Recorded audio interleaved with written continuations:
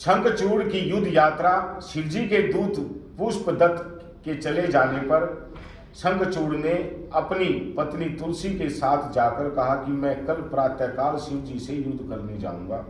रात में उसने अपनी पत्नी से अनेक बातें की। तीनों क्रीड़ा करते हुए सुख के सागर में गोते खाने लगे। प्रातः काल उठकर शंखचूड़ ने राज्य का भार अपने पुत्र को सौंप दिया और पत्नी तुलसी की देखभाल का जिम्मा भी पुत्र को देकर रोती हुई पत्नी को समझा बुझाकर सेनापति को बुलाया और सेनापति ने सेना को तैयार किया। थोड़े समय में ही उसके दुर्मद वीर तैयार हो गए।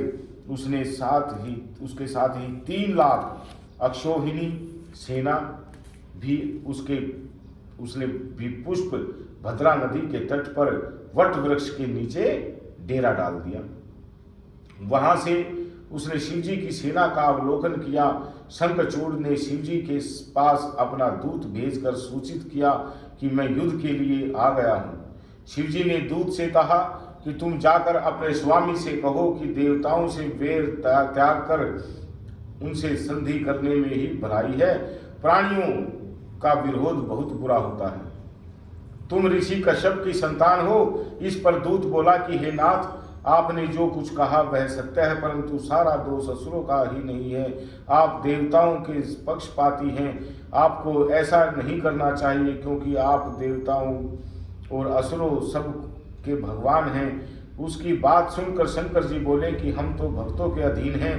देव कार्य में युद्ध करने में मुझे कुछ भी शर्म नहीं है। दूत शंखचूड़ के पास वापिस चला गया। भगवान कहते हैं कि भगवान तो जो भगत चाहते हैं ना वही करते हैं। भक्तों के अधीन है भगवान, तो इसीलिए भक्ति जरूर करनी चाहिए। दूत ने शिवजी की सभी बातें शंखचूड़ को बताई और शंखचूड़ ने युद्ध करना ही उचित समझा। उसने अपनी सेना को युद्ध करने की आज्ञा दी। इधर शिवजी ने भी युद्ध करने की आज्ञा प्रदान की। भगवान शंकर भी तैयार हो गए। तरह तरह के रणवाद बजने लगे। दोनों पक्षों के वीर भयानक मार काट करने लगे।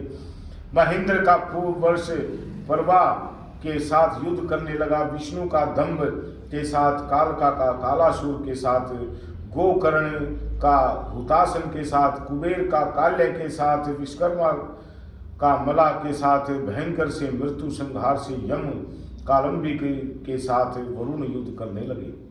सभी अभी तक पुत्रों सहित भगवान शंकर वृक्ष मूल में बैठे रहे। सारी पृथ्वी कटे हुए वीरों और वाहनों से पट गई। बोलिए शंकर भगवान की जय।